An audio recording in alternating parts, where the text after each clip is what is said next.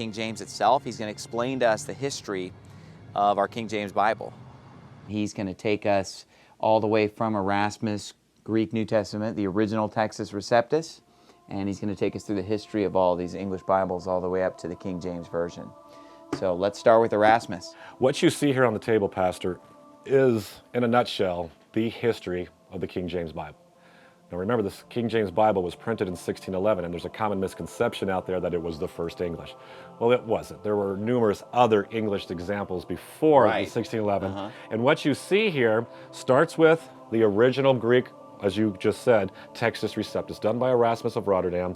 This literally changed everything from what we know today in church history as well as in just secular history.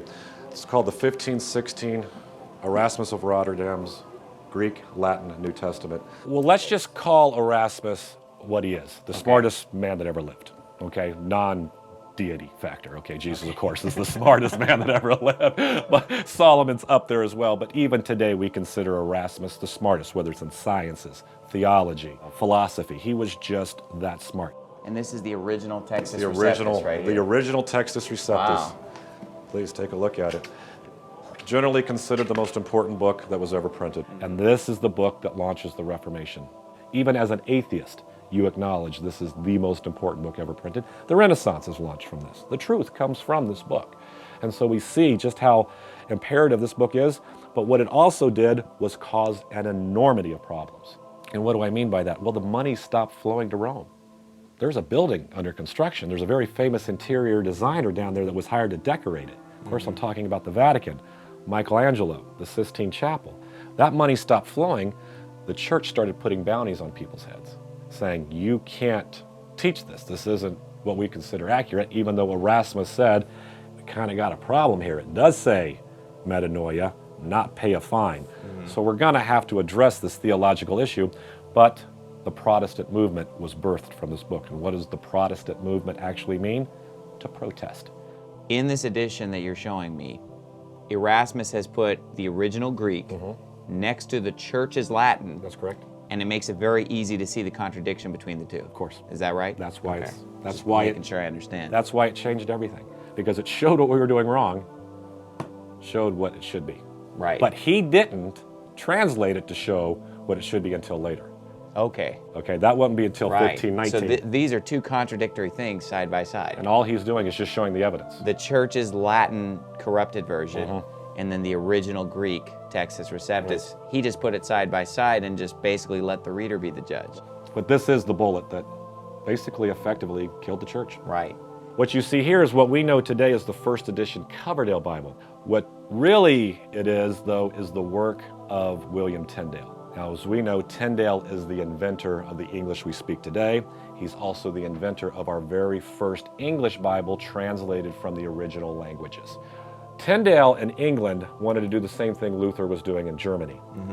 And he went underground, and with the aid of Luther's library, books like this here, and later editions of Erasmus's work, Tyndale would produce the very first New Testament. It becomes the most hunted book in the history of England. And so the king wants this thing burned. So England was still totally under the control of the Catholic Church at the time that Tyndale is producing his New Testament in 1526. And it is a book that's basically an assault on the established or Catholic Church of London at that time. This became a monumental achievement because Tyndale, in the last years of his life, spent most of his time translating from the Hebrew and the Greek to produce this book. The rest of the Old Testament, some of it, they weren't able to get done from the original Hebrew by the time this book came out. Well, no, because Tyndale was arrested in 1534. Right. He's held under house arrest for 500 days. Okay. And then on the morning of October 6, 1536, he's taken out and burned. But in that incarceration period, Miles Coverdale finished that which Tyndale had started. Gotcha. Now, what I love more than anything that we have in this room is this text here. This is the 1537, what we call the Matthew's Bible. Now, what is this? It's nothing more than a completed this. Right. Now, remember, when Tyndale dies, his last words, as you spoke so eloquently earlier, were, Lord, open the eyes of the King of England. Now, what happened in that prayer? Tyndale could have said a million things. Why waste your last breath saying, Lord, open the eyes of King of England? Tyndale knew that no matter how crazy Henry VIII was, that if he could get Henry VIII to break with the established Church of Rome, England would be won and protected. It's one thing to have a personal relationship with Jesus. It's another thing to have a personal relationship with Jesus with somebody wanting to wake up and kill you every morning. That was their mission.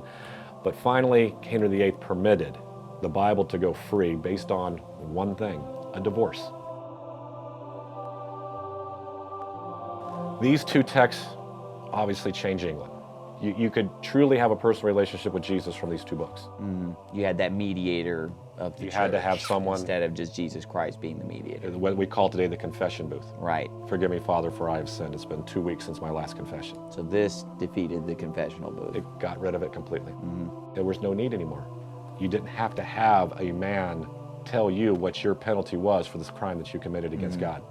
Then what we have today is called the Great Bible, or the Bible that was actually authorized and permitted by Henry VIII, King of England. That will become fun and to remember a couple of things. A later edition of Erasmus's work was done by a guy named Beza. And another work that we're most familiar with, though, is this one here done by Stephanus. Now, Stephanus is important because he gives us the Greek that our Geneva Bible, or the Bible done by the reformers of John Calvin, William Whittingham, those guys, they will use this Greek text to translate what their English Bible is known as today as the Geneva Bible. You know, it's famous because it's the first one with verses. Okay, and that's why the Geneva Bible is so familiar to many of us. It's like, where did John 3:16 come from? Well, it came from They these guys divided it into chapters and verses. The Gotcha. chapters were already there. Chapters were already there. They but the divided into verses are. Gotcha. After Henry VIII, his son takes the throne, and we know him today as Edward VI. He died very young. He was only on the throne for 4 or 5 years. But in that time, he permitted the scriptures to go free as well. But he too had no spouse and no kids, and so when he doesn't have an heir, who ends up taking the throne? His sister, who we know today as Bloody Mary.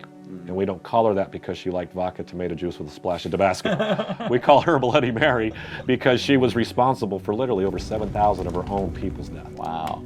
And here's a perfect example. Here's a family pastor in Bloody Mary's reign. Here's 5 mothers and 5 fathers all being burned at the stake. And for what reason?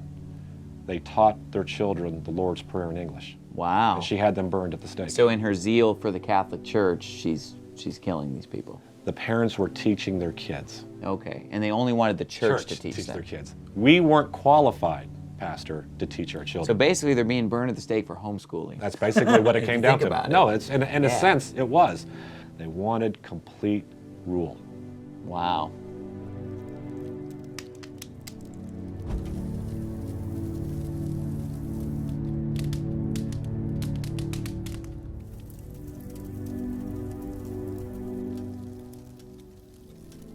Well, during that uprising, men of courage decided that we're going to rebel. And what were their names? John Knox, John Fox, William Whittingham. They fled England, and they go to work on a brand new text. And what do we call that text today? We call that the Geneva Bible. Well, it says right on there, it says someone has written here, Family Bible. That's right. That's what it truly was, the very first family Bible. Right. What we know today as the Textus Receptus, it will go to produce what we know as the very first homeschool Bible, the Geneva Bible. Right. And so this is the book that sails over on the Mayflower. Gotcha. That's the Bible that settles Jamestown. After Bloody Mary's terror, she had a sister. Of course, we know her name as Queen Elizabeth. To win the hearts of the people, she gave us the Bishop's Bible. This was done by bishops, done by pastors. But they're building upon the work of the Geneva Bible. And They just wanted something that was a little bit more authoritative. right. This comes from people you can trust. Experts. Hebrew, Greek experts, but truthfully, Right. it never settles with the people. It was a glorious work. She was Somehow it just didn't catch on. It just never caught Maybe on. God just knew that something was better was coming down the pike. And then, of course, she didn't have a spouse, no kids. So who would take the throne? Her cousin from Scotland. Of course, we know him as King James. And that big, tall Bible that you see down there closest to you, that's the first edition of the King James Bible. And then a year later, he allowed the folks to buy one in a bookstore. And you're holding the very first King James. King in 1603 said, okay, I'm going to organize a committee. And no matter how long it takes, you're going to go to work using two rules. Old Testament must be translated from the Hebrew. New Testament must be translated from the Greek. And I'm going to give you all the resources humanly possible to make this happen. So the best Hebrew of that day, the best scholarly Greek of that day, and in 1603, 53 guys were hired. They go off, and for 7 years, they work on what we know today as the most important book in the history of man. The first edition, first issue, first printing of the King James text. And it took them 7 years. And they did a phenomenal job. And the King James that you and I read today, of course, comes from that 1769 revision, but this was the anchor of the text. And this is the product of it. And in 1612, he gives us what we know today as the very first handheld King James New Testament. And this is what caught on. That's what caught on. The handheld King New says Testament. if you can afford it, you can own it. Every bookstore in London sold it, and it would take off. And then it would become, and always has been, the #1 selling book in the history of man. No book has ever outsold this text, or ever will.